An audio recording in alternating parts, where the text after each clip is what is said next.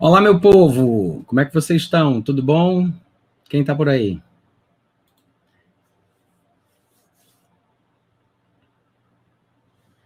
Gente, que alegria, viu? Estar aqui com vocês e trazer o Jefferson novamente, né? Eu sei que alguns de vocês devem acompanhar ele lá no canal que ele tem. Uma vez ele me convidou para a gente fazer uma live, foi muito bom.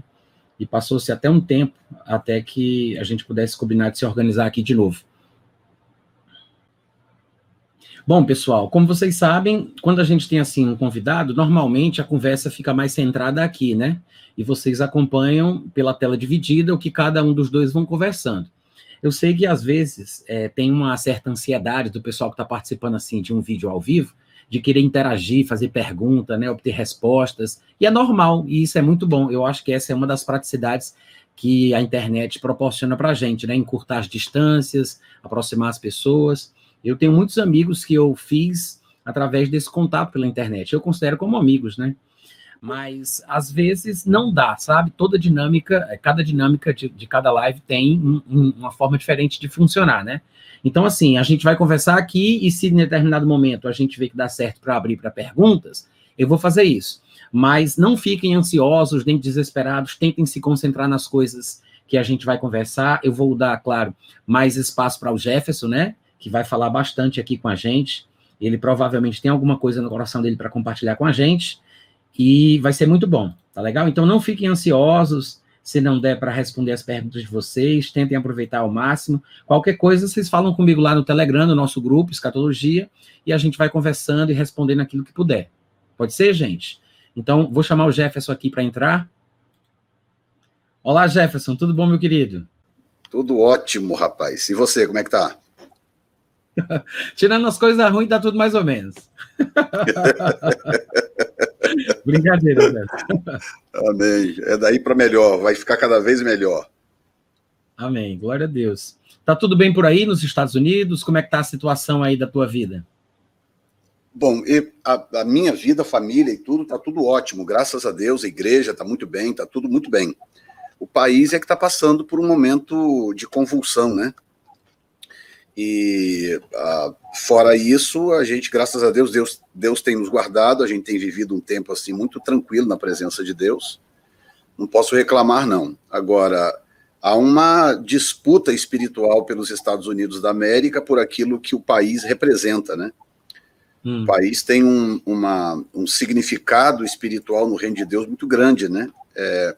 É a primeira linha de defesa de Israel, depois do próprio Senhor, lógico. Sim. E o diabo tem uma ira dos Estados Unidos muito grande, porque em algumas vezes o diabo não pôde atingir Israel como desejou, porque os Estados Unidos estavam à frente, né?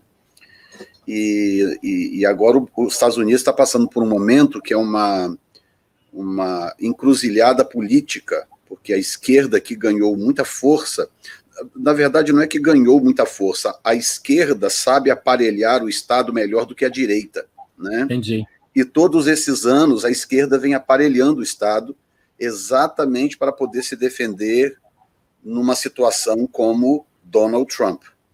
Então, eles estão agora usando todo o aparelhamento do Estado na tentativa de impedir que ele seja reeleito e até mesmo na tentativa de impedir que ele traga à luz, à tona, alguns crimes, né, que foram cometidos aí em algumas administrações passadas. Sim. Então, eles estão usando tudo que podem, né? Então, o país está passando por esse momento, há um movimento de intercessão muito grande no país, muito grande. A nossa igreja mesmo está orando todas as noites, de segunda a segunda. O Senhor nos colocou em estado de vigília, né, de oração, e assim tem sido com muitas igrejas orando, clamando para que Deus interfira no país, né? Onde é a igreja de vocês, Jefferson? Diz o nome, o local, de repente tem alguém aí que está na live que pode querer visitar, né? Verdade. Eu moro no estado de Massachusetts, fica no nordeste americano. Em relação ao mapa brasileiro, seria mais ou menos onde está a cidade de Natal, né, Rio Grande do Norte, mais ou menos. Seria mais ou menos equivalente a isso aí. O nordeste americano é uma região muito rica, muito próspera, mas também muito humanista, né? O estado de Massachusetts tem mais universidade do que todo o Brasil junto. Que coisa! Pra você ter uma ideia. Só na cidade de Boston são mais de 100 universidades. Só na cidade de Boston. É uma coisa impressionante. Entendi. Então, é uma região muito boa. Aqui nós temos as 4 estações, né, muito bem divididas. Agora estamos entrando no outono, quando as folhas caem, amarelam e caem e tal, e preparação para o inverno. A nossa igreja fica a oeste de Boston, né, e numa região muito boa também, muito próspera, mas uma região de muito imigrante, muitos brasileiros. A cidade chama-se Framingham. E nós estamos a mais ou menos, sem tráfego, nós estamos a 30 minutos do centro de Boston. Puxa, né? Perto, né? O problema é conseguir esse sem tráfego, né? Mas normalmente é em torno de entre 30 a 1 hora, de acordo com o tráfego. E, portanto, nós fazemos parte da Grande Boston, da região da Grande Boston, né? A igreja chama-se New Time Church, é uma igreja de base brasileira, né? E já é a segunda igreja que nós plantamos aqui no país, dentro de um período... Na verdade, plantamos outras, mas algumas deram errado, porque trabalhamos com alguns obreiros que não honraram, né, suas posições. Então, nós temos 2 igrejas que vingaram nesse período que eu moro aqui. Eu cheguei aqui em 2001 e estou morando aqui desde então. Então, são 2 igrejas, as 2 na região da Grande Boston. Perfeito. And do you speak English like an American person already? Well, I speak English a little bit. I actually took a course to remove my accent a little. So I'm able to preach in English, and I think that I can do a good job. Volta para o português. Tem algumas pessoas que eu conheço que são brasileiras, mas que moram nos Estados Unidos em lugares diferentes. Uma da Flórida, outra não sei de onde, umas 4 pessoas talvez. Mas eu acho que é impossível para elas se locomoverem para aí, né? Para te conhecer pessoalmente. Ah, sim, não. A Flórida para cá seria a distância do Rio Grande do Sul para o Rio Grande do Norte, mais ou menos. Ah, meu Deus, é longe. Nós mesmo. Estamos muito longe da Flórida, muito longe. Os Estados Unidos é um país continental, né? Isso aqui é imenso, né? Imenso. Nós estamos nessa região que eu moro aqui agora, eu estou há 3 anos aqui nessa região. Que é oeste de Boston. Antes eu morei por muito tempo a leste de Boston, portanto do lado oposto onde eu estou agora. Mas muito bom. Aqui é muito bom, muito bom. Se você acostuma com as temperaturas, né, com a variação de temperatura, de verão e inverno principalmente, você vive aqui maravilhosamente. Não é à toa que aqui está a 2ª maior comunidade brasileira dos Estados Unidos. Que interessante. Jefferson, vamos falar um pouquinho aí do teu site, do teu canal, para o pessoal saber as referências aí onde te encontrar na internet. Eu separei aqui pelo menos algumas coisas. Se tiver faltando alguma, você me fala, tá? Por favor. No YouTube, eu coloquei aqui esse endereço, youtube.com, Jefferson Neto, é isso mesmo? Exatamente. Exatamente. Tá. Às vezes as pessoas têm dificuldade, basta elas entrarem no YouTube e digitar Vem Pensar TV. E eu fiz uma pesquisa muito cuidadosa na época, é o único canal que responde por esse nome, é o meu canal, Vem Pensar TV, Certo, então deixa eu mostrar aqui para o pessoal, deixa eu ver se eu consigo aqui compartilhar a tela, e de repente o pessoal já vê a cara do canal, a arte que tu usa, para eles não errarem, né? Vamos lá, deixa eu ver se vai dar certo. Opa, deu. É esse aqui, não é isso? É isso aí. Yep. Pronto. Exatamente. Tem quantos vídeos aí, mais ou menos, Jefferson? Rapaz, eu já devo ter passado aí de uns 350, mais ou menos. Tu fala sobre o que no teu canal, para o pessoal que não te conhece ficar sabendo? Qual é a tua linha? Diz aí, bom, então, eu tenho... Normalmente, quando eu comecei o canal, esse canal era um canal privado de aulas do CETEG, que é a Faculdade Teológica que nós temos aqui nos Estados Unidos. Então, os primeiros vídeos eram aulas que nós guardávamos nesse canal para os alunos terem acesso depois. Aí teve um certo tempo, vendo aí as confusões teológicas, né, ou escatológicas no mercado, eu me senti compelido a publicar várias dessas aulas, principalmente aquelas de cunho escatológico, né? E tanto que se você for lá no começo do canal, os primeiros vídeos, você vai ver que a maioria é tudo aula do CETEG, né? Que legal, Jeff. começamos assim. Então, tem muitos vídeos de escatologia, mas não é o único tema que eu abordo, né? As pessoas, às vezes, ouvem ou veem a gente falando sobre escatologia, pensam que a gente só fala sobre isso. Não, eu falo sobre uma diversidade de assuntos. Em época de eleição, eu falo um pouco de política. Claro, tudo pelo ângulo, pela visão eclesiástica, né? Ou por um prisma espiritual. Mas eu abordo um pouquinho de tudo. E hoje, basicamente, o canal abriga esses vídeos e as pregações, as ministrações que nós fazemos aqui na igreja aos domingos. Então, nós temos, no mínimo, um vídeo por semana, no mínimo. E às vezes, a gente faz também alguns updates proféticos, quando surge alguma coisa, acontece algo de grande relevância, a gente faz também alguns updates proféticos no canal. Jefferson, esse rapaz aqui é teu filho? Esse é meu filho. Pastor Diego Neto. Pronto. Eu já tinha visto uns vídeos seus e eu vi que você estava conversando com ele. Aí eu acho que eu tinha tido a impressão de que vocês falavam sobre isso e eu tinha descoberto que ele era teu filho, né?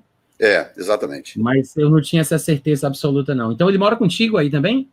Ele é pastor da primeira igreja que eu fundei, pastor Diego Neto. Hoje casado, então, 31 anos, pai de 2 filhos, me deu 2 netos lindos. E um homem de Deus, um pastor muito competente e muito ativo e muito americanizado, né? Porque, claro, fala português fluente, porque nós nunca deixamos perder, mas a primeira língua dele é o inglês e a cultura que ele assimilou é a cultura americana. Ele chegou aqui com 12 anos, está com 31, você imagina, claro. Tem muito mais daqui do que do Brasil, né? E eu tenho uma filha de 29 anos, solteira ainda, mas também já dona da casa dela, independente financeiramente, tudo, graças a Deus, encaminhado. Você também tem um site, né, Jefferson? Tenho o AP Jefferson Neto, apjeffersonneto.com. Esse aí é o site pessoal, onde eu publico os livros, né, onde a gente sempre trata de uma coisa ou outra, fotos, coisas de família, agenda ministerial, que agora, inclusive, a agenda está sendo agora reformulada, porque nós optamos por um outro aplicativo de agenda, então ela está sendo reformulada, mas vai tudo para aí. Fotos de ministrações, igrejas que pregamos aqui, brasileiras, americanas, eventos, está tudo aí nesse canal. Jefferson, e esses livros aqui, são seus? Esses que estão aqui na frente? São todos meus. Todos publicados, impresso, e-book? Fala um pouco sobre os teus livros. Muito bem. O primeiro livro que eu escrevi foi ainda no Brasil. Ele chama-se A Geração Gideão, ele não está aí. Esse livro, eu fiz várias impressões dele, todas esgotadas, graças a Deus. Um livro muito procurado, muito vendido no Brasil. Ele não está aí hoje, eu não tenho esse livro disponível. Eu tenho um manuscrito, lógico, mas não o livro, né? E o segundo livro, então, é exatamente esse da direita, esse azul da direita, Autoridade Espiritual Plena. Esse livro é um livro teológico. E existe um livro do Otman Nee, Autoridade Espiritual, que é um livro mais devocional, né? Esse aí não, esse é teológico, ele discute a autoridade pelo olhar teológico, a lente teológica, né, digamos assim. Então, todos esses livros podem ser comprados em e-book. No Brasil, infelizmente, não tem nenhum disponível hoje impresso. Eu estou negociando aí no Brasil com uma editora para poder lançar todos eles de uma vez. Mas essa negociação ainda está emperrada. Mas em e-book já é possível comprar qualquer um deles. Então, esse da direita, o azul, é o segundo. O primeiro da esquerda é o terceiro, a Lei das Primícias. Esse da esquerda, o primeiro da esquerda, esse aí, ele é um livro devocional. Então, ele fala sobre primícia do ponto de vista devocional para ensinar as pessoas a se relacionarem com o princípio das primícias nas Escrituras. Os dois do meio, eles são os dois primeiros de uma série que eu comecei, que é a Escatologia Avançada. Nós temos uma matéria no seminário chamada Escatologia Avançada, que nós damos para mestrado e doutorado, né? E a partir desta matéria, eu decidi, então, escrever uma série de livros. Nós já temos esses 2 lançados, e tem mais um para sair, acredito que até o final do ano será o terceiro, e eu devo lançar pelo menos mais uns 3 ou 4 dessa série Escatologia Avançada. Então, o primeiro da série é o vermelho, a festa da colheita, e o segundo é o da esquerda verde, né, o padrão profético das primícias, que ele é muito diferente da extrema esquerda, né? Tá. O da extrema esquerda é devocional. Esse verde, ele é escatológico. Tá? Entendi. Então, os dois do meio são escatológicos. E essa revista Semeando Vida é uma revista de estudo que nós produzimos aqui. São todos da minha autoria, nós já temos 6 temas já prontos, produzidos. É o que a nossa igreja estuda, e nós temos algumas igrejas aqui na região também que adotaram essa revista. Ela pode ser usada em escola dominical, grupos pequenos, ou classes de ensino. É uma revista muito consistente em termos de conteúdo. Entendi. E podem ser comprados aqui no teu site, Jefferson? Tudo é aqui mesmo? Se você clicar, você será redirecionado para aonde ela é vendida, né? Ah, tá. Então, você não compra diretamente do site, mas é só clicar que você é levado para onde ela é vendida, como você está vendo aí. Smash Words, your ebook, your way. Beleza, perfeito. Muito bem. Mais alguma coisinha aí que faltou para você falar? Seu site, seu canal? O que é que você tem mais para dizer para a gente? Bom, nós temos o canal, o site, se você colocar em setegi.com, SETEJI, setegi.com, esse é o site da Faculdade Teológica, né? Está registrado. Nós éramos seminário até o ano de 2018, nós éramos seminário teológico. E de 2019 para cá, nós conseguimos expandir para a faculdade teológica, né? E agora nós nós oferecemos do curso médio em teologia até o doutorado. Médio em teologia, bacharel em teologia, 2 mestrados e 2 doutorados. E também temos curso de especializações, né? Como, por exemplo, curso de escatologia, escatologia avançada, que pode também ser ministrado fora da grade do médio ou do bacharel, são cursos de especialização, né? Estou tentando entrar aqui, Jefferson, não estou conseguindo, não. Eu cliquei naquele link lá do site aqui, mas ele vai para um endereço que eu acho que é diferente. Pode ser que haja um conflito aí. Coloca setegi.com. Só letra para mim. SETEJI.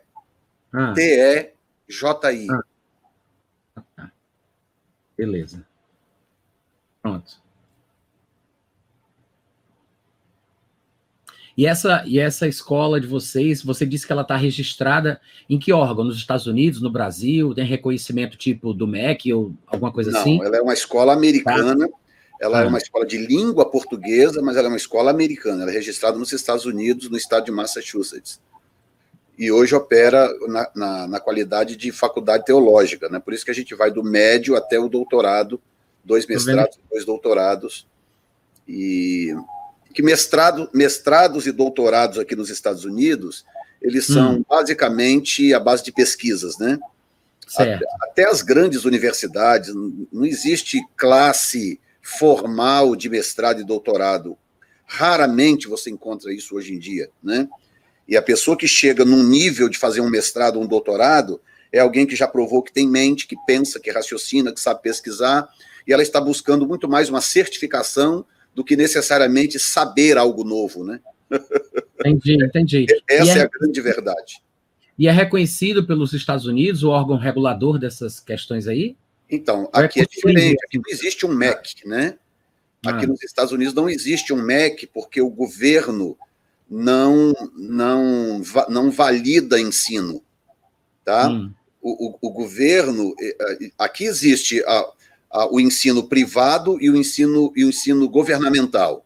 Então, o ensino governamental, eu não diria validação, mas o ensino governamental tem o carimbo do próprio governo, né? E o ensino privado, ele é regulamentado por instituições privadas, inclusive. Entendeu? Então, os Estados Unidos operam de uma forma diferente do Brasil, que tem um órgão, uma instituição de caráter governamental que reconhece, né, o ensino em todo o território nacional. Aqui não existe isso. E no campo do ensino teológico, você tem 2 opções. Você pode buscar um reconhecimento, que de qualquer forma será privado, mas isso te obriga a seguir uma grade imposta por eles, ou você pode operar, como é o nosso caso, na política da boa vizinhança, que eu diria que seria aí 60%, 70% 80% talvez das instituições teológicas do país. Porque quando você monta uma instituição teológica, você quer liberdade para você poder implantar a grade de ensino. Entendi. Para você trabalhar em cima da visão que você tem. Então, para isso, você precisa de uma certa liberdade.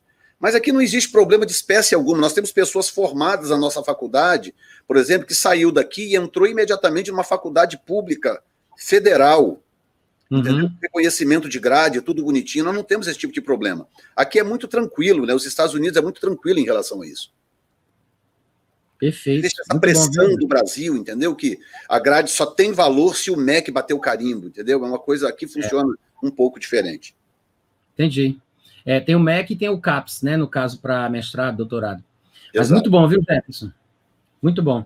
E o que é que você gostaria de falar para a gente aqui hoje à noite? Você falou lá sobre a parábola das 10 virgens. Sim, para quem não te conhece, tu és pós-tribulacionista, não é isso? Rapaz, você acredita que eu comecei o meu ministério como pós-tribulacionista? Você já falou. Conta um pouquinho dessa história para a gente. Então, eu sou oriundo de uma igreja batista renovada, Convenção Batista Nacional, e eu fui muito ativo na minha convenção no estado do Espírito Santo. Eu cheguei a ser vice-presidente da Ordem de Pastores do meu estado, coisa de, sei lá, 100 pastores, 120 pastores, uma coisa assim. Então eu era muito ativo, eu tenho um certo conhecimento no meu estado, pastoreei uma igreja muito grande na cidade de Colatina, no Espírito Santo, e que era inclusive a maior igreja da cidade. Nós tínhamos um movimento diário de 1.200, 1.300 pessoas na igreja, uma igreja muito boa, está lá até hoje, inclusive é um filho meu na fé que pastoreia a igreja lá até hoje. Ô Jefferson, eu conheci uns parentes teus naquela igreja lá de Vitória que eu fui pregar, né? Eu não sei se era teu sobrinho, aquele pessoal ali fazia parte desse movimento na época, não? De qual movimento? Desse trabalho que tu fazia nessa igreja, que você era pós-tribulacionista nesse tempo? Ah, sim. Porque boa parte desse pessoal é da mesma origem minha, Igreja Batista Monte Sinai, em Vila Velha, né? Essa igreja que eu pastoreei fica em Colatina, mais ou menos 150 quilômetros de onde eu nasci, né? Tá. Eu nasci em Vitória, cresci em Vila Velha, do lado de Vitória, no Espírito Santo, e conheci o Senhor na igreja da minha mãe, na Igreja Batista Monte Sinai, que existe, está lá até hoje, no bairro Jaburuna, em Vila Velha. O meu pastor, ele era... Fui em Vila Velha, não foi? Eu acho que eu confundi Vitória com Vila Velha. Naquela igreja que eu estava lá, era Vila Velha, não era isso? Aquele seu amigo lá? Vila Velha. Exatamente. Então, hoje, inclusive, eu tenho parentes que frequentam ali, que são membros daquela igreja, entendeu? Eu conheci, né? Exatamente. Então, o meu pastor, ele era meio bipolar com relação à escatologia, entendeu? Ele era um homem espetacular como homem de Deus, um grande homem de Deus. Ele me ensinou basicamente tudo que eu sei. E foi ele que gerou em mim o homem espiritual, me ensinou caráter, me ensinou vida, me ensinou, sabe, a postura ministerial, tudo isso eu aprendi com ele. Mas, escatologicamente falando, ele era meio bipolar. Ora ele soava como midi-tribulacionista, ora ele soava como pós-tribulacionista. Ele ficava tirando entre esses dois caminhos, entendeu? E quando eu fui ordenado ao ministério em 1985, eu pensei, bom, eu preciso me posicionar. Então, eu fiz uma pesquisazinha rápida, assim, de garoto, né, de 20 anos de idade, aquela pesquisa de garoto, falei, não, o que faz mais sentido o pós-tribulacionismo. O mid-tribulacionismo é um negócio que não faz muito sentido. Mid-tribulacionismo é igual ao amilenismo, né? É um negócio que não faz o menor sentido. Você fica no meio do caminho, né?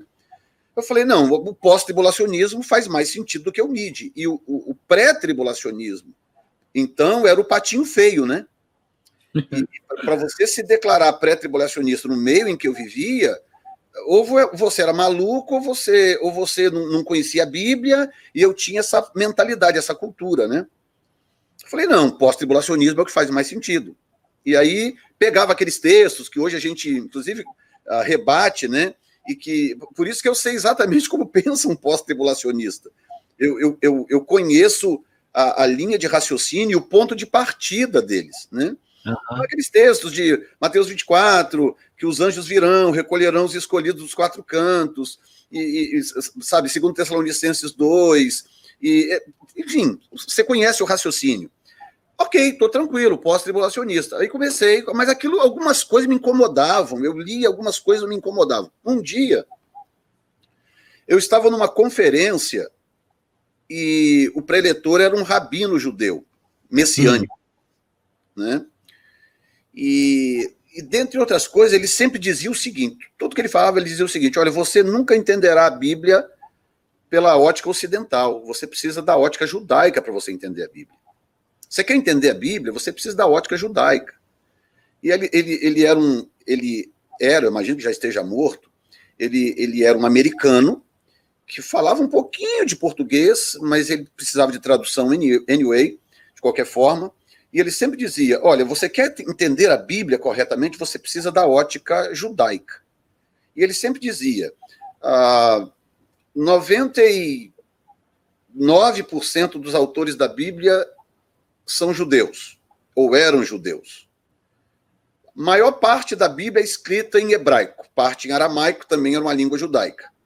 A outra parte era escrita em grego, que inclusive era falada perfeitamente pelos judeus da época de Jesus.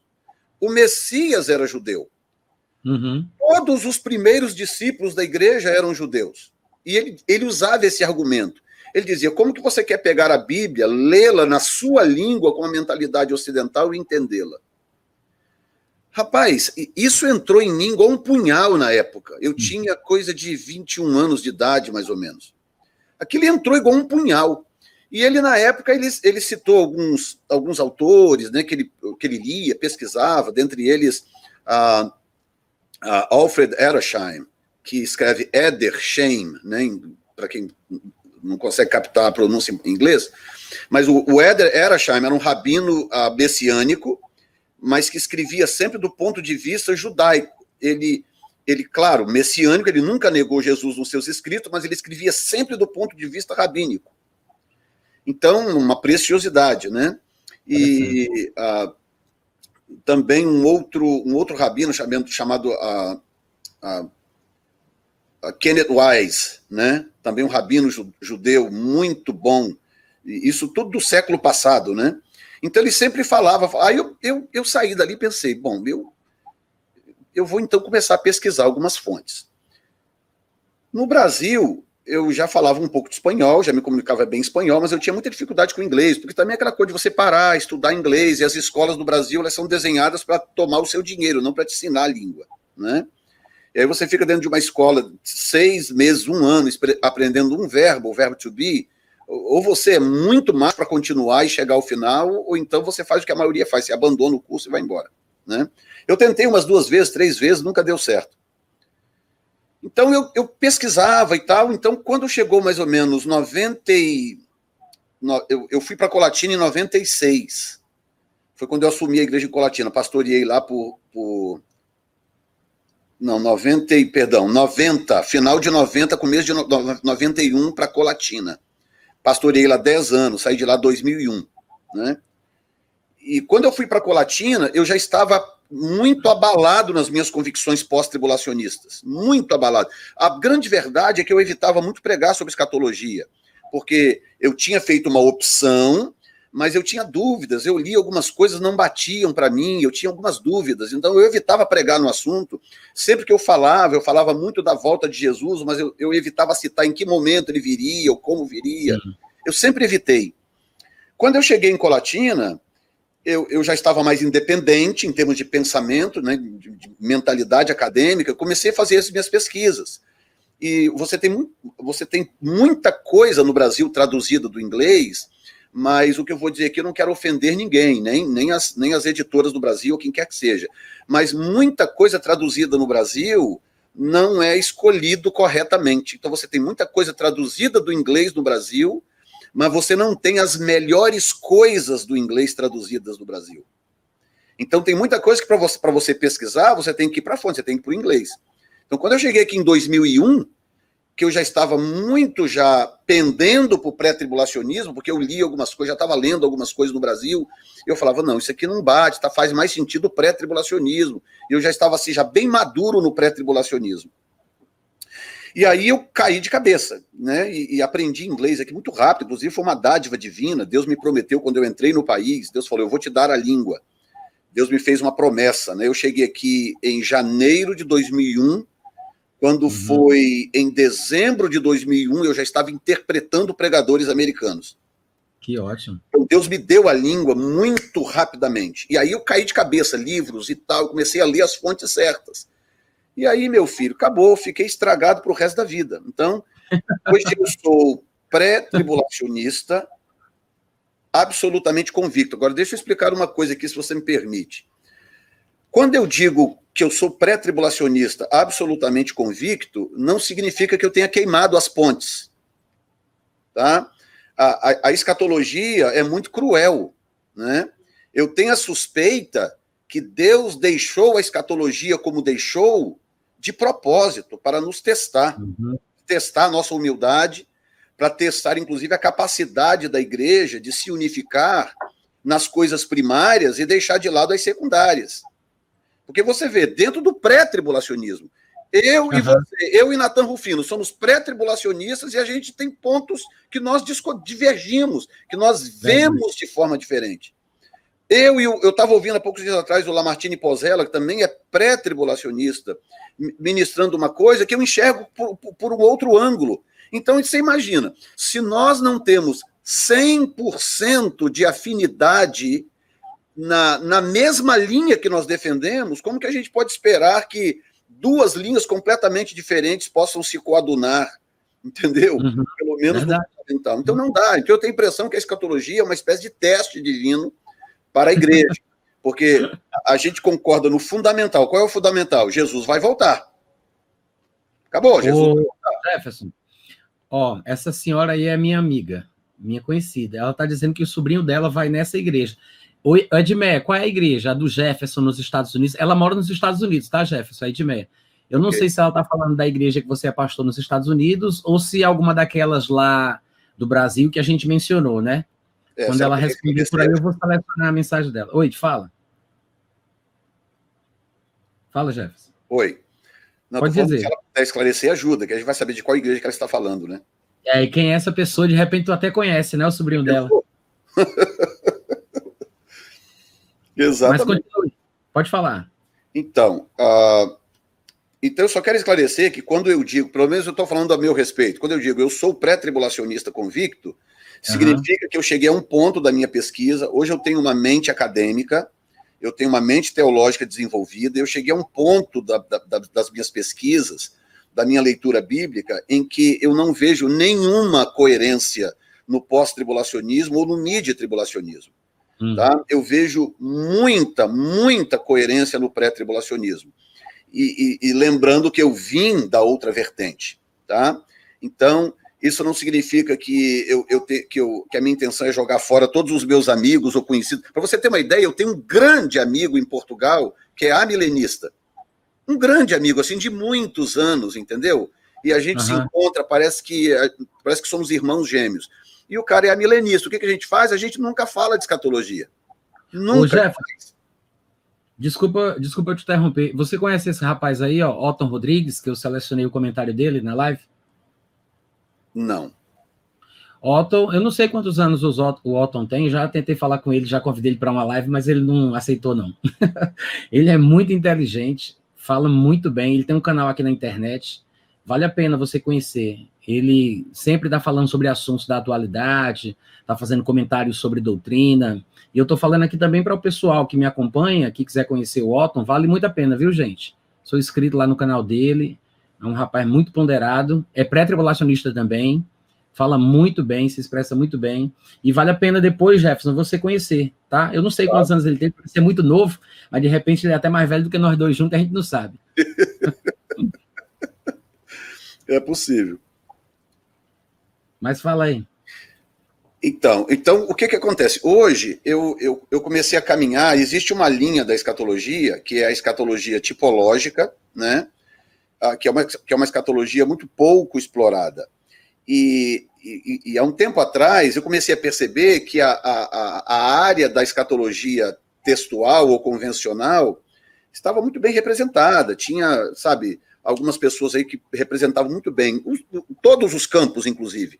Porque, by the way, aqui os escatólogos que eu acompanho não são todos pré-tribulacionistas, tá? Certo. Claro que eu tenho algumas preferências. Hoje, o cara que talvez seria aí um dos maiores escatólogos que eu conheço na atualidade, que seria o Perry Stone, ele é pré-tribulacionista, né? Perfeito. E o maior especialista do livro de Daniel que eu conheci na minha vida, que passou para o Senhor agora o ano passado, coisa de um ano e um pouquinho, que é o Chuck Messler, também pré-tribulacionista e um grande teólogo. Mas eu tenho aqui, sabe, pelo menos uns 2 escatólogos que eu acompanho e que são pós-tribulacionistas. Eu não tenho nenhum problema com isso, entendeu? Eu não tenho problemas de lidar com pessoas com pensamentos diferentes. Inclusive, eu me abro a ser convencido do oposto, do contrário, sem nenhum problema, pode me convencer ou tentar me convencer. Agora, eu me especializei no campo da escatologia tipológica, porque é um campo ainda um pouco virgem, pelo menos dentro do contexto brasileiro. Aqui nos Estados Unidos tem muita gente que faz isso, e eu, então, hoje trabalho um pouco na área da apologética escatológica, usando a escatologia a tipológica como instrumento para mostrar por que creio no que creio, né? Então, quando você parte para a tipologia escatológica, você se afasta absurdamente do pós-tribulacionismo e do mid-tribulacionismo. Eu estou citando pouco o mid-tribulacionismo, porque para mim não faz o menor sentido, tá? Se tem algum mid-tribulacionista ouvido, eu peço perdão, mas não faz o menor sentido o mid-tribulacionismo, tá? O pós-tribulacionismo ainda faz algum sentido, por quê? Porque eles pegam textos que parecem apontar para o pós-tribulacionismo, quando você o lê por uma ótica ocidental apenas, quando você não considera questões judaicas daquele texto.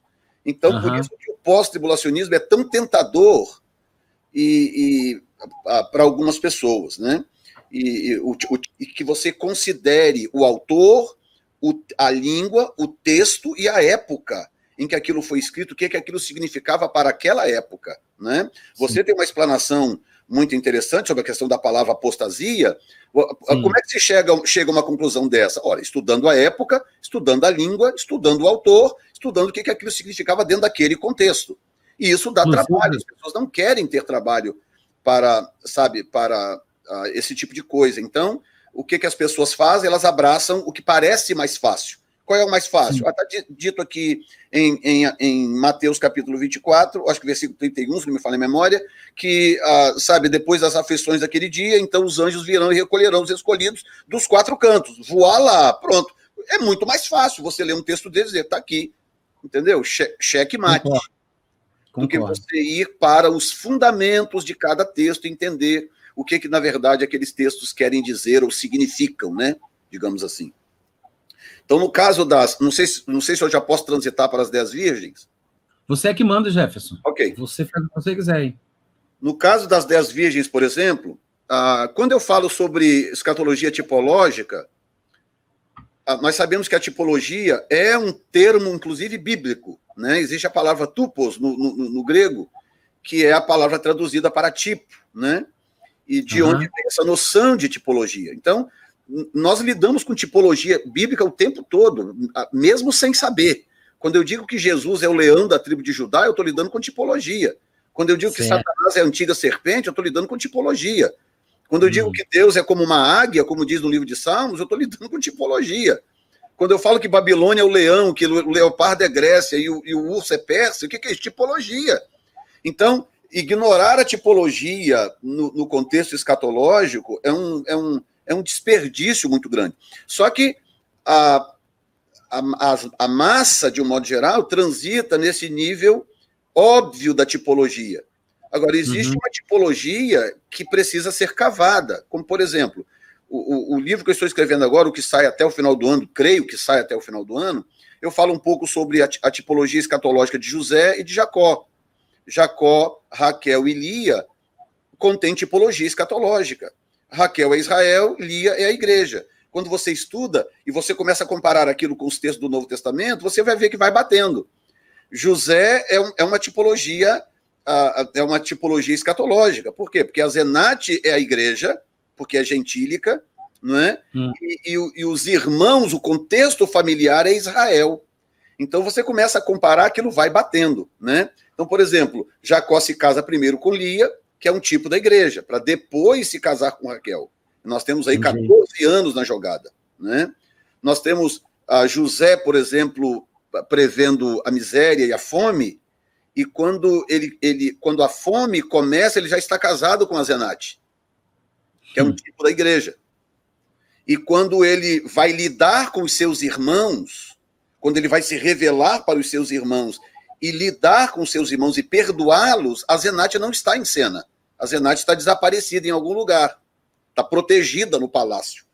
Então você vai juntando essas tipologias todas elas apontam para um pré-tribulacionismo.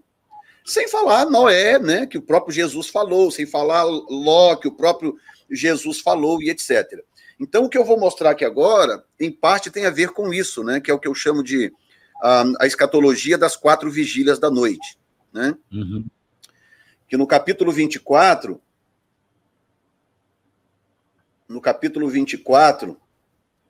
versículos... eu vou citar aqui o versículo 31, muito mais para trazer um esclarecimento. By the way, quem não sabe, quem não entende como que o capítulo 24 de Mateus está dividido, acho difícil alguém que não entender, porque todo mundo aí fominha de Nathan Rufino e outros aí, eu sei que você já sabe de muita coisa, né? Então, mas o Mateus 24 ele está dividido entre o versículo 1 e o 8, depois do 9 ao 15, e do 15 até o versículo 31, nós temos a segunda parte da grande tribulação. Então, do 1 ao 8 é o princípio de dores, né, que Oséias explica, né, no capítulo 13, que dores são essas, porque ele fala de uma gravidez de Israel. Então, princípio de dores, que dores? Das dores de parto que Israel está para ter, né? Então, é o princípio de dores. A igreja sofre o princípio das dores, mas a igreja não sofre o parto, porque a igreja já está resolvida com o Messias, né? E, portanto, do versículo 1 ao 8 é o princípio de dores, do 9 ao 15 são os primeiros 3 anos e meio da grande tribulação, e do 15 ao 31 são os últimos 3 anos e meio da grande tribulação. E, inclusive, isso mantém uma coerência bíblica de como a Bíblia trata algumas questões. Por exemplo, tudo que é bom, a Bíblia trata de forma reduzida. É muito curioso isso, né? Mas tudo que é ruim, a Bíblia gasta muito tempo explicando para te poupar daquilo. Então, o livro do Apocalipse tem 22 capítulos, nós temos 6 versículos falando do milênio. Mas o milênio é a melhor coisa que vai acontecer durante todo o processo escatológico. Mas nós temos 6 versículos falando do milênio, e basicamente todo o restante do livro, do capítulo 6 em diante, até o final do livro, falando sobre a grande tribulação, que são 3 anos e meio. Então, a coerência bíblica é sempre falar de forma sucinta do que é bom, porque o que é bom não precisa explicar, você vai curtir anyway, mas explicar muito, com muita clareza, o que é ruim, que é para te poupar, para que você não entre naquilo, para que você não caia naquilo, e etc. Quando chega no versículo 31, vem aquele famoso texto pós-tribulacionista que diz: e ele enviará os seus anjos com rijo, clamor de trombeta, os quais ajuntarão os seus escolhidos desde os 4 ventos, de uma a outra extremidade dos céus, né? Os escolhidos de uma a outra extremidade dos céus. Aí eu sei porque eu fiz isso, né? Li esse texto e falei, pronto, tá aí, ó, a igreja vai ser arrebatada no final da grande tribulação. Por quê? Porque existe uma suposição nesse texto. E aí que está o perigo, quando você baseia a sua convicção numa suposição. Qual é a suposição? Que esses escolhidos aqui são a igreja. Você tem que supor que os escolhidos aqui são a igreja, para você poder afirmar que a igreja vai ser arrebatada aqui no versículo 31. Aí a pergunta mágica, que não quer calar, é: e se não for a igreja? E se esses escolhidos aqui não forem a igreja? Mas pastor, seria quem então? Ora, Nós temos em Daniel 7:2, por exemplo, o povo de Israel sendo chamado de escolhidos. Nós temos em Isaías, Jeremias, Ezequiel, em vários lugares, o povo de Israel sendo chamados como escolhidos. No próprio Apocalipse, capítulo 7, versículo 1 em diante, onde as 12 tribos são delineadas por nome, eles são chamados de escolhidos. Entendeu? Então o indivíduo pegar a palavra escolhido aqui no versículo 31 e afirmar que é a igreja por suposição, é um perigo, acaba te induzindo ao erro esse que eu cometi lá no começo da minha caminhada, quando eu olhava para um texto desse e supunha que aqui está falando da igreja, mas com um pouco de exegese textual, você descobre claramente que esses escolhidos aqui são os judeus. Né? Do versículo 32, e é aqui que eu quero embasar a minha fala, Natan, me interrompe aí, meu filho, pelo menos para eu tomar uma aguinha de vez em quando. Você pode pegar a sua água aí que eu falo, não tem problema não, mas eu estou acompanhando, estou tentando aqui te auxiliar, coloquei aí na tela os versículos, né, como você está vendo, abri aqui rapidinho um programa, e se você precisar de alguma coisa, você me pergunta que eu falo, mas eu estou só prestando atenção, tá? Se você puder postar os textos, vai ajudar muito mesmo. Estou tentando colocar aqui na tela, você está vendo aí? Estou vendo perfeitamente. Então, deixa eu desacelerar um pouquinho agora, então. Veja bem, gente. No versículo 32, Jesus dá uma guinada muito violenta na característica do capítulo 24. Porque até o versículo 31, ele está sendo diretamente profético, são previsões escatológicas. Né? Até o versículo 31. No 32, ele dá uma guinada muito violenta, ele muda o estilo. E ele começa a falar em tipologias, ele começa a ser tipológico. Ele usa de metáforas, analogias e tipologias, do versículo 32 em diante.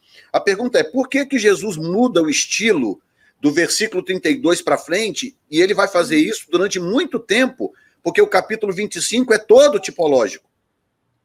Todo. Então, por que ele faz isso? Por uma razão muito simples. Sabe quando Jesus disse para aquela mulher cananeia, eu não fui enviado senão as ovelhas perdidas da casa de Israel? Isso tem uma implicação muito séria. Porque João diz no seu livro, capítulo 1, versículos 10, 11 e 12, ele veio para o que era seu, mas os seus não o receberam, mas a todos quantos o receberam, deu-lhes o poder de serem feitos filhos de Deus. Ou seja, Jesus não veio para Jefferson, Jesus não veio para Natan, a menos que um de nós dois tenha sangue judaico. Jesus veio para Israel. Jesus veio para as ovelhas perdidas da casa de Israel. Agora, o que aconteceu é que, como diz em Hebreus capítulo 4, na verdade todo o livro de Hebreus, mas o capítulo 4 toca nisso muito fortemente, o que acontece? A rebeldia do povo de Israel impediu que eles entrassem no descanso, no antítipo do descanso, porque o tipo do descanso é o sábado, o antítipo é Cristo, né? Então, a rebeldia do povo de Israel impediu que ele entrasse no descanso, que é Cristo. E os gentios, portanto, foram inseridos nesse descanso, o que Paulo, inclusive, explica muito bem em Romanos, capítulo 11, quando ele fala que nós somos como um jambuzeiro bravo, enxertado na boa oliveira, né? Então, nós, os gentios, fomos enxertados por Cristo no reino, nessa boa oliveira que é o reino de Deus, tá? Então, você vê que tudo isso traz uma coerência. Qual é a coerência? Jesus não veio para os gentios, ele veio para Israel. Ok, então por que ele salvou os gentios? Para cumprir a parábola das bodas. Qual é a parábola das bodas? A parábola das bodas é que o pai manda convidar, tem os convidados de honra para as bodas, ele manda convidar todo mundo e todo mundo começa a dar uma desculpa. Eu preciso casar meu filho, aí eu tenho que aparelhar minha terra, eu tenho uma junta de boi para cuidar, não sei o quê, não sei o quê. E aí quando os servos vêm e falam, Senhor, cadê o pessoal? Todo mundo ocupado, ninguém quer vir. O pai fala, pois as bodas estão preparadas, saiam pelos valados das cidades, vão pelas campinas e tragam os coxos, os paralíticos, os miseráveis. E aí o pai enche a casa daqueles que eram os desprezados, né? Ora, gente, essa parábola ela é tão clara, ela é tão cristalina do que ela significa.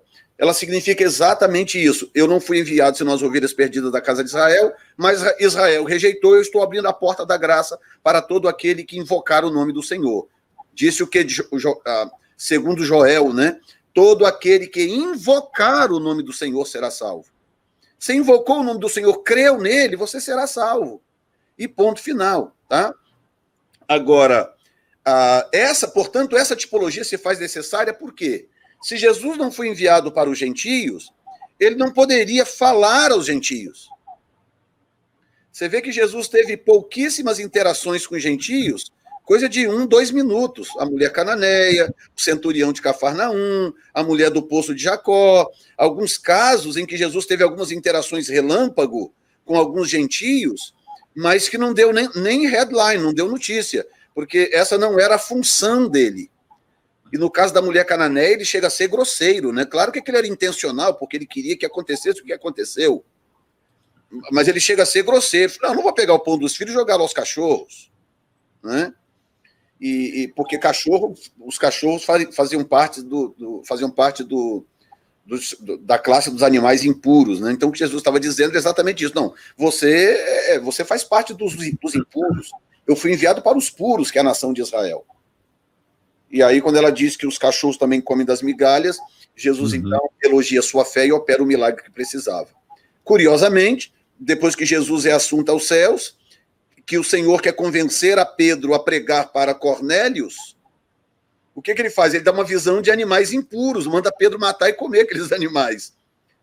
Então, houve uma mudança no status quo de que a porta se fechou para a nação de Israel e ela se abriu para as outras nações ou para os impuros. E que Deus agora havia purificado os impuros e que Pedro não deveria, né, considerar impuro aquilo que Deus havia para si purificado. Então, isso só... Eu não sei se eu estou falando muito rápido, Natan, me ajuda aí, você conhece o público, me ajuda. Não, eu falo 2 vezes mais rápido do que você, pode ficar à vontade. Então, o que acontece, gente? Isso aí é para acender um sinal de alerta, tá? De que se Jesus não podia falar diretamente aos gentios, como que ele falaria do arrebatamento? Só tinha um instrumento que ele podia usar. Na verdade, 3 instrumentos: tipologia, analogia e parábolas. Posso incluir também as metáforas. Mas ele só podia usar esse argumento, que eram as linguagens da hermenêutica, para poder passar uma informação velada, porque ele sabia que o Espírito Santo depois poderia desempacotar essas informações para nos ajudar a entender o que ele estava dizendo. Então, o que ele começa a fazer no versículo 32 do capítulo 24 de Mateus, é isso: ele começa a embutir informação tipológica, tá? Ele começa a embutir essas informações. Então ele fala: aprendei, pois, esta parábola da figueira, quando já os seus ramos se tornam tenros, brotam folhas, sabeis que está próximo o verão. Igualmente, quando virdes todas essas coisas, sabeis que está perto as portas. Em verdade vos digo que não passará esta geração. É outra confusão, né? A palavra geração aqui é a palavra genéia, que significa também nação. Significa nação. Então, o texto pode ser traduzido geração, como pode ser traduzido como nação. Então, a coisa fica meio confusa por isso. Diz: os céus e terra passarão, mas as minhas palavras não hão de passar. Muito bem, quando chega no 36, ele fala que daquele dia e hora ninguém sabe, nem os anjos e tal. Do 37 para frente, ele continua o argumento tipológico. Ele fala de Noé, não é? E que claramente uma alusão ao arrebatamento pré-tribulacionista, porque se o juízo não poderia acontecer enquanto Noé e sua família não estivessem a salvo na arca, e ele está dizendo que será como nos dias de Noé, então o que ele está fazendo? Ele está embutindo a informação pré-tribulacionista na sua fala, não é? Versículo 40 começa então uma analogia interessante, porque pela primeira vez ele começa a passar a ideia do aproveitamento de 50%. Tá? E, inclusive, é o único lugar onde Jesus faz isso. É nesse contexto escatológico. Ele começa a falar de um aproveitamento de 50%. E ele faz de tal forma que ele usa a analogia tanto no masculino quanto no feminino. Tá? Ele fala de 2 no campo, será levado um e deixado o outro. Ele fala de 2 no moinho, sendo levado uma e deixado a outra. A razão do que ele está fazendo isso é porque ele está cobrindo todos os campos. Ele está falando de 2 povos, ele está falando de 2 nações. Tá? Então, esses 2 no campo são 2 povos. Quais são? O povo de Israel e o povo de Deus, o povo gentio, da igreja. E quando ele fala no feminino, ele está falando de 2 nações, a nação de Israel e a nação eleita, ou a nação santa a qual Pedro se refere. Tá? Ele fala, manda vigiar e etc. Aí no verso 43, ele então diz uma coisa curiosa, né? Ele diz assim, mas considerai isto, se o pai de família soubesse a que vigília da noite havia de vir o ladrão, vigiaria e não deixaria que fosse arrombada a sua casa, ok? Agora, gente, quem está falando isso aqui é Jesus, o Cristo. Quando Jesus, Cristo, diz uma coisa, o que você faz? Você pega uma caneta e anota. Rápido, pega uma pena com um tinteiro e anota, porque Jesus não diz nada pelos cotovelos, Jesus não diz nada só para preencher o espaço. Tudo que Jesus diz tem uma razão muito, muito, muito específica. Então, quando ele pega as vigílias da noite e usa como argumento escatológico, guess what? O que você acha que ele está mandando a gente fazer? Ele está dizendo, olha, você quer entender o que vai acontecer? Estude as vigílias da noite. Estude as vigílias da noite que você vai entender o que vai acontecer no tempo do fim. Tá? Então, como talvez a maioria saiba, o povo de Israel ele contava e conta o tempo diferente de nós. Né? A noite era contada em vigílias. Então, o dia em Israel começa no pôr do sol, que está em torno de 6 horas da tarde. Né? O pôr do sol varia um pouquinho, mas em torno de 6 horas da tarde começa o dia em Israel. Então, o dia anterior está terminando naquele pôr do sol e o dia novo está começando naquele pôr do sol. Sendo assim, às 6 horas você começa a contar as vigílias da noite. Então, de 6 às 9 você tem a primeira vigília, de 9 à meia-noite você tem a segunda vigília, de meia-noite às 3 você tem a terceira vigília, e das 3 às 6 da manhã você tem a quarta vigília da noite. E 6 da manhã, portanto, começa a contagem do dia claro, né? Então, se você começar a contagem como contava o povo de Israel, você tem 7 horas a primeira hora, 8, 9 horas a terceira hora, 9, 10, 11, 12 a sexta hora, 13, 14, 15 a nona hora, que foi o horário em que Jesus morreu. Era assim que o povo de Israel contava o tempo, né? O horário. Então, 9 horas terminava a primeira vigília, meia-noite terminava a segunda, 3 da manhã terminava a terceira, e 6 da manhã terminava a quarta vigília da noite. Agora, olha o que Jesus está dizendo de novo. Ele está dizendo, mas considerar isto. Se o pai de família soubesse a que vigília da noite havia de vir o ladrão, vigiaria e não deixaria que fosse arrombada a sua casa. Ok? Ok, Jesus tirou isso do joelho? Jesus falou isso. Por que ele falou isso? Ele falou porque logo em seguida ele ia contar uma parábola. Só que nós já estamos lidando aqui com 2 fundamentos poderosíssimos, tá? Na exegese escatológica. Nós temos o princípio dos 50% que ele acabou de lançar um pouco antes, e nós temos agora a tipologia das vigílias da noite. Ora, curiosamente, a parábola das 10 virgens lida exatamente com as 2 coisas.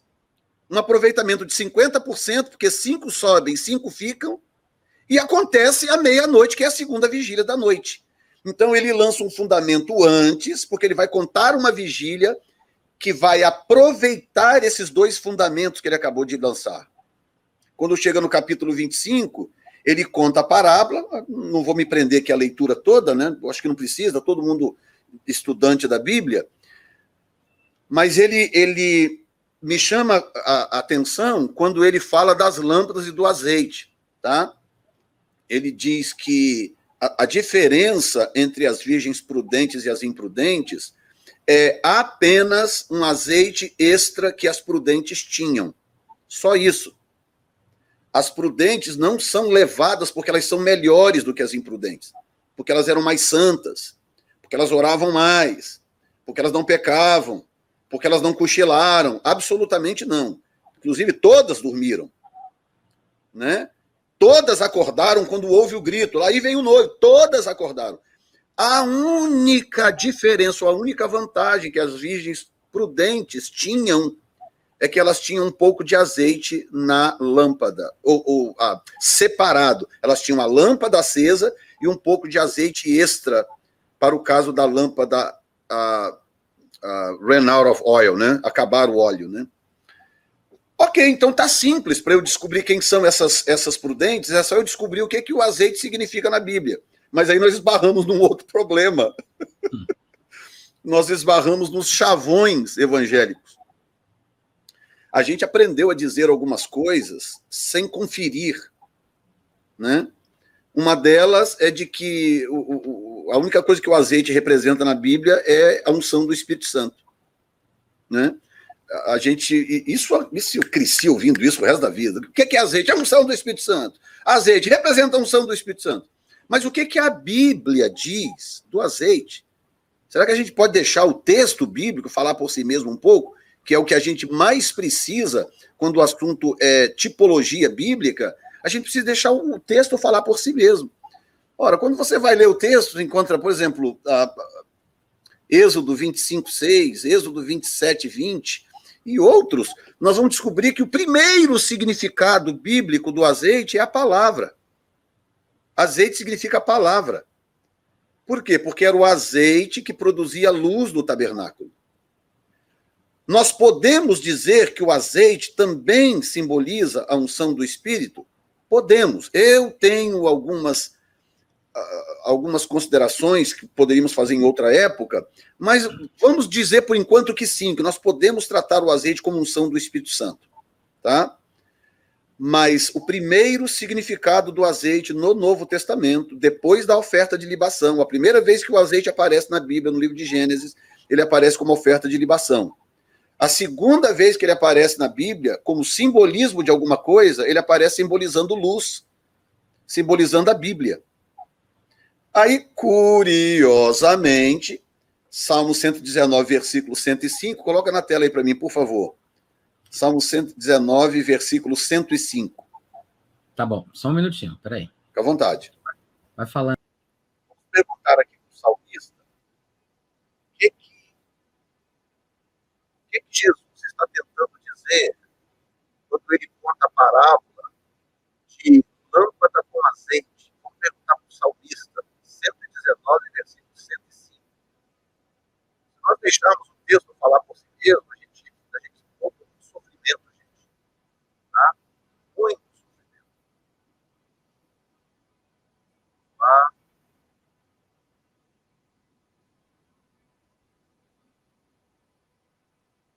É Salmos, tá? Só para você saber, Salmo 119, 105.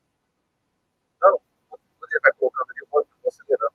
Então, o que nós temos Jesus fazendo é lançando um recurso veterotestamentário que ele fazia o tempo todo. Versículo 105. Olha bem. Assunto 105. 119, 105. A tua palavra é lâmpada que ilumina os meus passos. A tua palavra é lâmpada que ilumina os meus passos e luz que clareia o meu caminho. Que versão é essa aí, Natan? Eu acho que é a NVI. Você quer atualizada ou a corrigida, não é? Não faço questão. Estou perguntando só mesmo por curiosidade. A lâmpada para os meus pés é a tua palavra e luz para o meu caminho. Ótimo, não tem problema. Então, olha bem, gente. O salmista está dizendo que a palavra é lâmpada e luz. Mas a pergunta é a seguinte, Natan. De que palavra que ele estava falando? Qual era a Bíblia desse salmista na sua época? Porque isso tem que fazer sentido na época em que o salmista escreveu o texto. Na época em que ele escreveu o texto, ele está dizendo que a Bíblia é lâmpada e luz. Tá? Nessa época não tinha Novo Testamento, então ele está falando do Velho Testamento. Não estava nem... Parece que está dando um probleminha na conexão com o Jefferson. Viu, Jefferson? Teu som está oscilando, está ficando um pouco estranho, deu umas travadinhas aí no teu vídeo, só para você ficar sabendo, tá? Ok. Não sei se... Tá bom, eu ouvi bem agora. Ok. Oi? Se tiver ruim... Eu acho que deve ser a internet, tá? Que tá oscilando aí, parece que tá oscilando. Pode ser, porque eu estou conectado no roteador que está um pouco distante. Eu posso trocar de roteador aqui para a gente aproveitar melhor o restante agora. Tá. Fica bom, só tava bom o tempo inteiro, só deu uma picotadazinha agora no final, agora nessa parte, e eu acho que deve estar voltando. Já fez aí tua troca? Então vamos fazer o seguinte, eu vou continuar, se der Pode qualquer falar. coisa aí você me avisa que eu troco aqui de roteador, conecto um roteador mais próximo aqui. Não, eu acho que tá bom, o pessoal tá falando que tá bem, ó. Tá bem, né? Ok. Pode falar. Lâmpada para os meus pés, luz para os meus caminhos. É a tua palavra. Então tá bom. Então, gente, qualquer coisa avisa que eu tento trocar de roteador aqui. O meu medo é na tentativa de troca cair a conexão, só isso. Mas eu posso tentar trocar aqui depois, tá? Bom, o que eu quero dizer é o seguinte, Jesus está contando uma parábola lançando mão de um recurso do Velho Testamento. Porque no Velho Testamento era conhecido entre os judeus que a palavra é lâmpada e é luz. Por quê? Por causa do simbolismo do tabernáculo. Porque o tabernáculo era iluminado por uma lâmpada, 7 lâmpadas, um candelabro, que era alimentado por azeite de oliva. Tá? O azeite da unção de Êxodo 30, ele não era azeite de oliva. O azeite da unção, ele era a mistura de 5 especiarias, entendeu? Por isso que eu tenho que ter muito cuidado de dizer que o azeite de oliva, ele primariamente significa unção com óleo, porque aí eu vou ter problemas na interpretação da parábola. Sendo assim, o que a parábola está dizendo é que nós tínhamos 10 virgens, 5 tinham o Velho Testamento, ou seja, a lâmpada estava acesa, lâmpada para os meus pés e a tua palavra e luz para o meu caminho. Então, 5 estavam com lâmpadas acesas, mas o azeite que elas tinham dentro daquela lâmpada não era suficiente para levá-las às bodas do Messias. O que precisava? Precisava de uma botija extra com azeite, que é o Novo Testamento. Sendo assim, essas 5 prudentes são a igreja e as imprudentes são Israel. Por isso que Jesus, no capítulo 24, 43 em diante, ele lança o fundamento do aproveitamento de 50%. Porque ele vai, pela primeira vez, introduzir os 2 povos numa mesma retórica. Ele vai fazer de forma tipológica, mas pela primeira vez ele vai fazer isso. Jesus nunca falou nada diretamente para a igreja. Quando eu digo isso, assusta algumas pessoas. Jesus nunca disse nada diretamente para a igreja. Jesus citou a igreja uma vez na terceira pessoa. Por quê? Porque não era papel dele trazer a revelação da igreja. A igreja seria revelada por Paulo depois. O mistério da igreja seria revelada por Paulo, que é a igreja gentílica.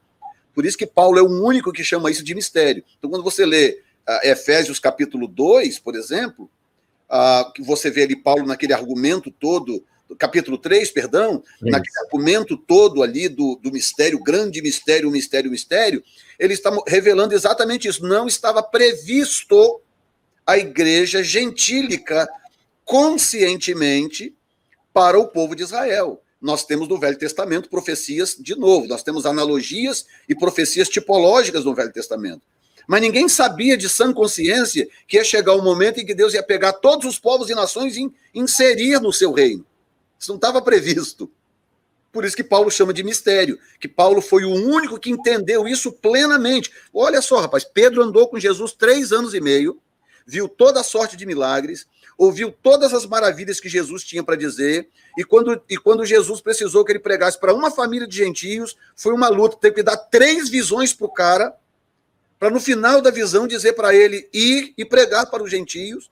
Depois de Pedro ter visto Jesus abençoar a mulher cananeia, restaurar o servo do centurião, abençoar a mulher do poço de Jacó, depois dele ver tudo aquilo, ele ainda não tinha alcançado a revelação de que Deus estava inserindo os gentios na bênção, na promessa. Então, quem é que traz essa revelação? O apóstolo Paulo traz, ele revela a coisa de forma ampla e geral e restrita. Então, o que Jesus está mostrando nessa parábola? Que as prudentes são a igreja, porque tem azeite extra. Qual é o azeite extra? O Novo Testamento. Você não consegue chegar nas bodas do Cordeiro só com o Velho Testamento, porque o Velho Testamento não revela o Messias.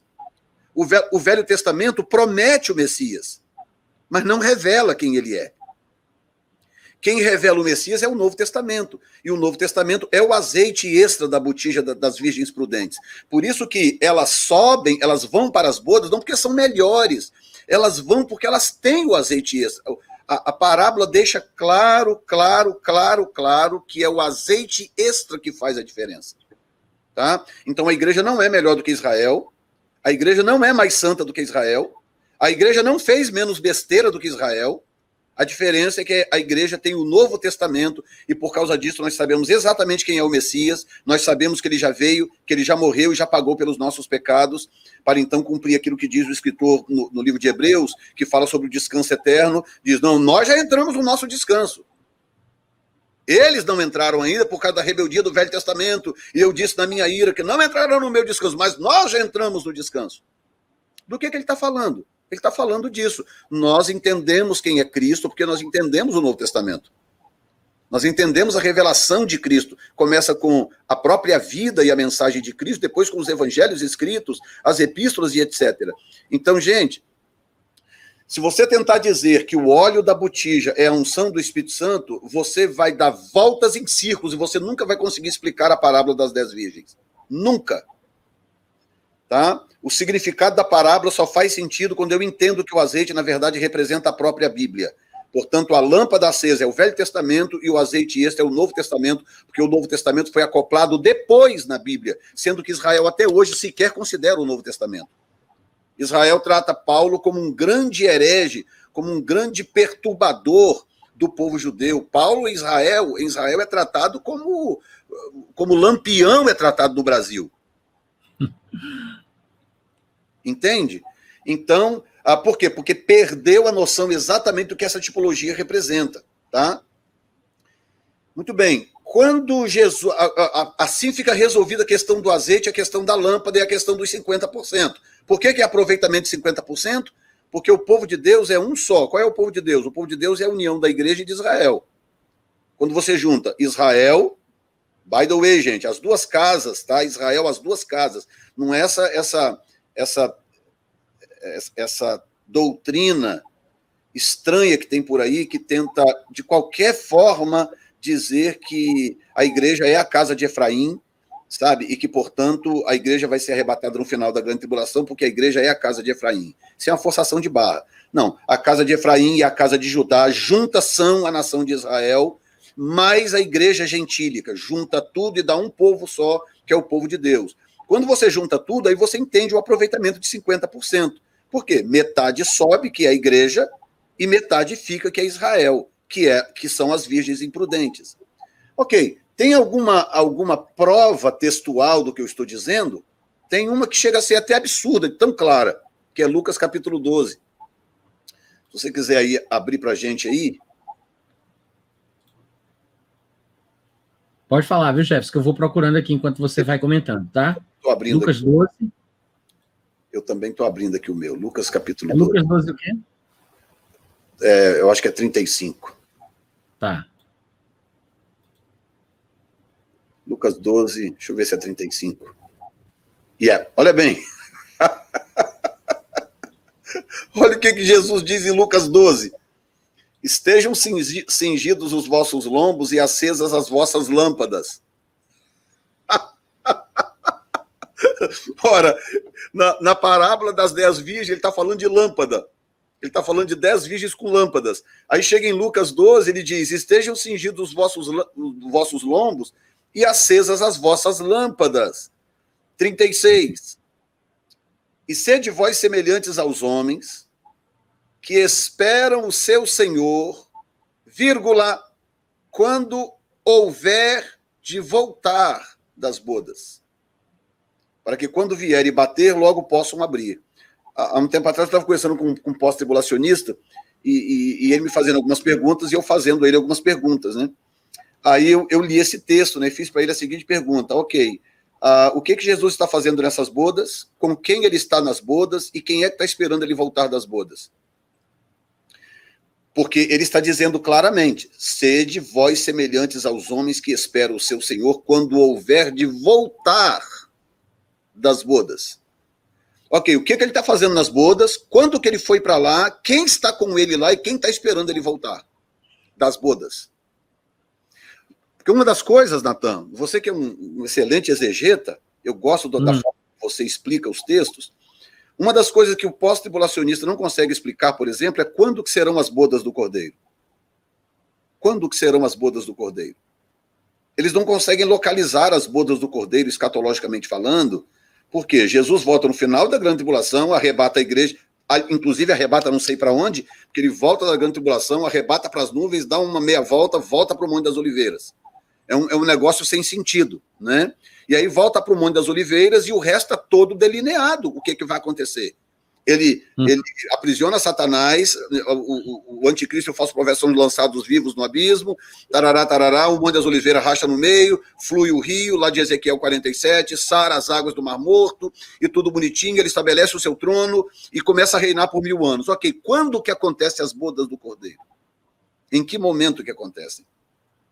Eles não conseguem explicar, por causa disso, porque para explicar as bodas do Cordeiro, você precisa ser pré-tribulacionista. Só o pré-tribulacionismo é que consegue localizar as bodas do Cordeiro exatamente onde que elas acontecem. Porque a igreja é arrebatada antes da grande tribulação, enquanto a grande tribulação acontece na terra, as bodas do Cordeiro acontecem no céu, com a igreja, os arrebatados, que inclusive é uma tipologia perfeita de José e Azenate. Tá? José prevê a abundância e a fome, tá? Faraó fica encantado demais, fala, não, então você que vai cuidar disso. By the way, eu vou te dar essa mulher como esposa. Dá para ele aquela mulher como esposa. O que ele faz? Lembra que são 7 anos de fartura e 7 anos de fome. Ele casa com a mulher, quando começa a fome, ele já está casado com aquela mulher. Portanto, ele passou um período ali de bodas, de casamento, ou seja lá o que for, com aquela mulher gentílica, que Israel, que representado pelo seu pai e os seus irmãos, não estão nem sabendo onde é que está José, não sei. Ora, ele está curtindo o seu casamento com a Azenate. Está entendendo? É uma tipologia muito clara do arrebatamento pré-tribulacionista. Quando Israel estiver naquele desespero, sabe, bomba de todo lado, e as nações árabes todas reunidas contra Israel, e aquela coisa, invade, não invade, morre gente, corre daqui, corre para lá, corre para os montes, e tal. E aí, mas cadê o nosso Messias? Não sei, não estou sabendo. Não está sabendo? Ele está reunido com a esposa dele nas bodas do Cordeiro. Está entendendo? Então, por isso que ele diz, bem-aventurado aquele que espera o seu Senhor quando ele voltar das bodas. Aí vem o seguinte, ele diz, versículo 38, né, ele diz assim, e se vier na segunda vigília, vírgula, e se vier na terceira vigília, e os achar assim, bem-aventurados são tais servos. Rapaz, você acredita que eu fui no grego checar se esse e aqui seria um ou? Porque a gente sabe como que traduções são, né? Não, cara, é um e mesmo. É um e mesmo. Ele está dizendo se vier na segunda vigília e se vier na terceira vigília. Ele não está dizendo ou, numa ou na outra. Ele está dizendo numa e na outra. Uma e a outra. Então, o próprio Jesus... Alô, povo! O próprio Jesus... que em Mateus 24, 43, inseriu a tipologia das vigílias, ele conta uma parábola no 25 sobre uma das vigílias, porque à meia-noite ouviu-se um grito, aí vem o noivo, segunda vigília da noite. Aí agora em Lucas 12, ele está falando de uma vinda em 2 vigílias diferentes. Ele fala da segunda vigília e da terceira vigília. Ora, a segunda vigília é exatamente a meia-noite. Termina a segunda vigília. Então ele está falando, se vier na segunda vigília e se vier na terceira vigília. Ora, se ele veio na segunda vigília, meia-noite, levou metade das virgens, e a outra metade ficou, eu não sei quem já observou o texto das virgens, é que o texto não diz que as virgens imprudentes estão acabadas. Pelo contrário, o texto sugere que tem jeito. As prudentes dizem, não, vão aos que o vendem e comprem.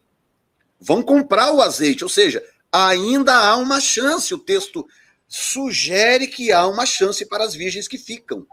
O texto não dá a entender que elas estão perdidas. Elas vão comprar, quando voltam, o Senhor não está lá mais, porque ele já foi com a primeira leva, mas ainda há uma chance. E aí Jesus esclarece aqui em Lucas, dizendo que quando ele voltar das bodas, há um grupo esperando por ele. Que grupo é esse? As virgens imprudentes. Porque as prudentes já foram na segunda vigília da noite. Muito bem, a segunda vigília meia-noite termina a segunda vigília. As virgens prudentes sobem, né? Quando chega... Deixa eu tentar abrir aqui. Eu tô com outro tablet aqui que não é o meu, que eu acabei esquecendo o meu em casa, eu estou apanhando um pouquinho nesse aqui. Ok, veja bem. Se nós tivermos um texto bíblico de Jesus socorrendo os seus discípulos judeus na terceira vigília da noite, será perfeito, porque a gente fecha a tipologia.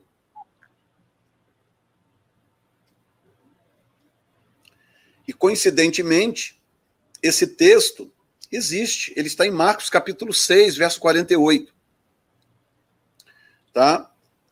O texto, o famoso texto de Jesus andando sobre o mar, né? Verso 45 diz assim: e logo obrigou os seus discípulos a subir para o barco e passar adiante para o outro lado, a Betsaida, enquanto ele despedia a multidão. Pausa aqui. Lembra de nós estamos falando de tipologia escatológica, né? A multidão aqui agora representa a igreja. A multidão agora representa os gentios. Por quê? Porque o que acontece em seguida vai acontecer na terceira vigília da noite, antes da quarta, portanto, na terceira. E Lucas 12, 37, Jesus fala de uma vinda na segunda vigília e de uma vinda na terceira vigília. Tá? Então ele diz, e tendo-os despedido, foi ao monte para orar. Rapaz, a tipologia é tão impressionante, em termos de precisão, porque quando Jesus volta, o que ele faz? Ele vai para o monte, ele vai para o Monte das Oliveiras. Quando Jesus volta para Israel, ele vai direto para o Monte das Oliveiras, segundo Zacarias.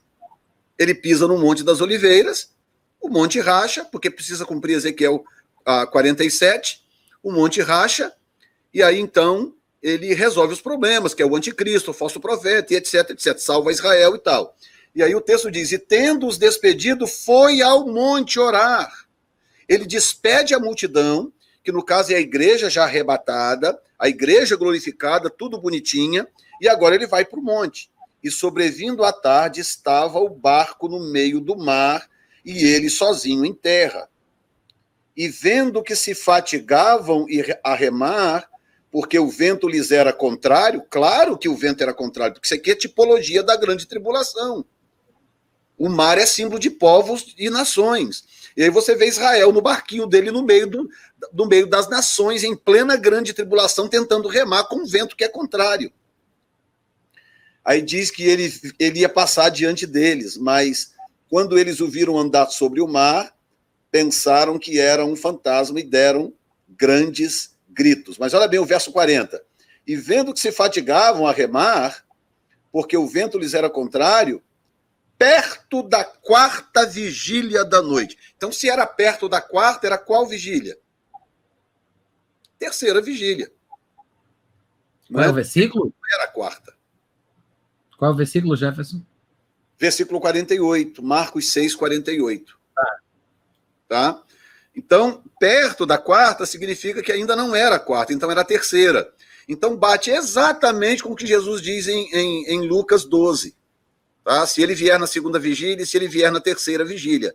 Então, nessa analogia que nós estamos vendo aqui, ele despede a multidão e na terceira vigília da noite ele vai ao encontro dos judeus que estão em tribulação no meio do mar.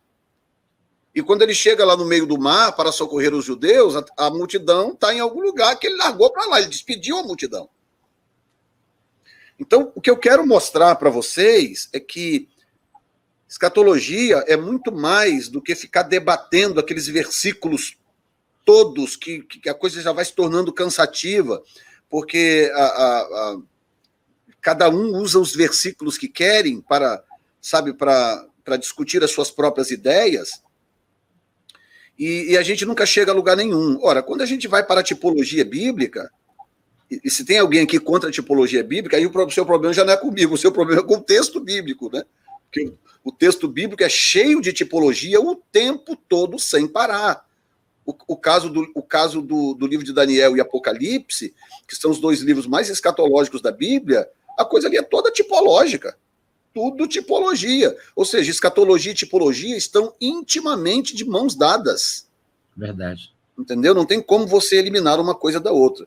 Então, basicamente, o que eu estou mostrando aqui, que eu não quero cansar o pessoal, também vou ter que parar agora, infelizmente, mas o que eu estou mostrando aqui é que quando você começa a cavar na tipologia, ela te leva rumo ao pré-tribulacionismo.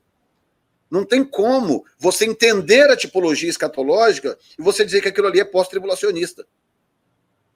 Entendeu? E olha que nós estamos discutindo aqui apenas um aspecto, na verdade, nós discutimos 2 aspectos da tipologia escatológica, né? A questão dos 50%, explorando a questão da lâmpada e do azeite, e das 4 vigílias da noite.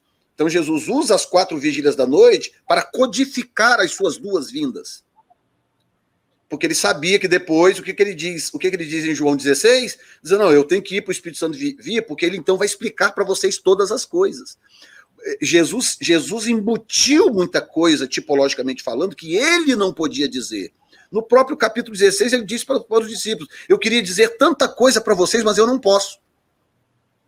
Mas quando vier o Espírito da verdade, ele vos guiará em toda a verdade. Então é o que está acontecendo hoje. Você abre a Bíblia, segundo a orientação do Espírito Santo, e você começa então a entender essas coisas, que estão todas embutidas tipologicamente pelo Senhor Jesus para nos ajudar aqui.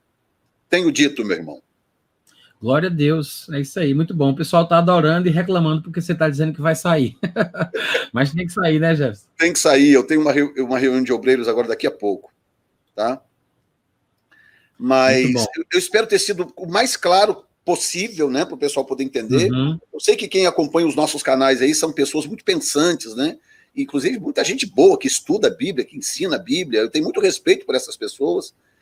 Então eu dei aqui o meu melhor para ajudar vocês, pelo menos, a entender um pouco mais, digamos assim, ou pelo menos entender o meu raciocínio em relação a essas coisas, não que elas sejam novas, necessariamente novas, mas ajudar a entender o raciocínio do porquê que eu entendo a coisa como eu entendo e porquê que hoje eu sou pré-tribulacionista com tal convicção. Perfeito, perfeito. O povo acompanhou bem, tá todo mundo gostando. Eu já tinha avisado para eles que provavelmente a gente não teria um espaço para perguntas, que o pessoal gosta muito, né, de perguntar, Jefferson, mas eu sei que você já tem aí as suas obrigações. Numa outra oportunidade, se você quiser, a gente pode marcar aqui para responder alguma coisa ou falar um pouco mais sobre outros assuntos, mas separar um tempinho para perguntas e respostas, se você tiver esse interesse, tá? A gente conversa aí nos bastidores da vida e acerta esses detalhes. Meu irmão, eu queria só fazer o agradecimento, né? Obrigado aí por me abrigar no seu canal, Deus te abençoe. Obrigado também, prazer. Aos ouvintes, se quiserem acompanhar, nós temos lives, inclusive, não são mais diárias hoje, mas tem o meu canal no Instagram, Jefferson Neto Oficial. Quem quiser entrar no Instagram, se conectar lá, nós temos lives diárias, onde eu compartilho experiências de avivamento que nós estamos tendo aqui na igreja. Você pode me acompanhar lá, ou também no meu canal no YouTube, Vem Pensar TV. Natan, muito obrigado, viu, queridão? Deus te abençoe e a gente se fala depois. Obrigado, Jefferson. Vai com Deus e Deus te abençoe. Qualquer coisa, a gente está por aqui, tá? Digo mesmo, um abraço. Amém, brigadão. Gente, que bênção, né? Vocês gostaram? Muito bom. Tentei aqui ajudar o Jefferson auxiliando com a Bíblia, né? Eu nem estava preparado para fazer isso, não sabia até se eu tinha instalado ou não o programa, mas corri aqui rapidinho, deu tudo certo, graças a Deus, e eu espero que tenha sido bom para vocês, tá? E eu vou fazer o seguinte, claro que a live vai ficar gravada, né? Muita gente aí me perguntou, vai ficar salvo, vai ficar gravada, eu vou deixar assim, claro, obviamente. Eu talvez tenha que editar ela, porque, pelo que eu vi aqui, o YouTube já colocou uma bandeirinha dizendo que ela está com limitações de monetização. Eu acho que foi por causa das conversas sobre as eleições, questões políticas, né? Eu acho que foi por isso. Eu estou pensando aqui, vou editar ela depois e cortar esses pedaços, para ver se ela fica lisa, passando tranquila lá nos critérios do YouTube. Mas, ao fazer isso, eu não sei se vocês têm consciência, mas ao fazer isso, as coisas que são ditas, o chat ao vivo, ele é automaticamente eliminado. Não vejo assim, a necessidade de deixar o chat, normalmente eu deixo, né? Mas só para vocês ficarem sabendo, tá? Que se eu fizer essa edição, as conversas aqui de vocês, essa conversa paralela, o que vocês mandaram, as mensagens e tal, provavelmente isso aí vai desaparecer, tá bom? Mas o vídeo, a live vai ficar gravada todinha aí, tá bom? Gente, eu só quero dizer que eu agradeço pela participação de vocês. A qualquer momento eu posso estar por aqui de novo. Domingo eu vou ter outra live aqui com um pastor amigo meu da cidade de Natal, tá? Pastor na Comunidade da Fé. Eu acho que o nome é esse, Comunidade da Fé. Toda vida eu estou esquecendo. Caminho da Fé, parece. Comunidade Caminho da Fé. A gente vai falar sobre guerra espiritual, sobre possessão demoníaca, expulsão de demônios. Na verdade, vai ser uma live só para perguntas e respostas. Nós ficamos aí quase 2 meses conversando sobre isso no Instagram. Alguns desses vídeos, a grande maioria, está postada aqui no meu canal. Vocês podem acompanhar, tá? Se quiserem. E domingo, às 4 da tarde, já está marcado aí. Vocês podem dar uma olhadinha no canal, vocês vão ver. A gente vai fazer essa live de perguntas e respostas. Quem quiser participar, marca aí na sua agenda, vem para cá e vai ser uma grande bênção, tá bom? Vou encerrar, vou jantar. Temos que alimentar o corpo também, né, gente? E eu agradeço pelo carinho, beijão no coração. Até a próxima, tá? Tchau, tchau.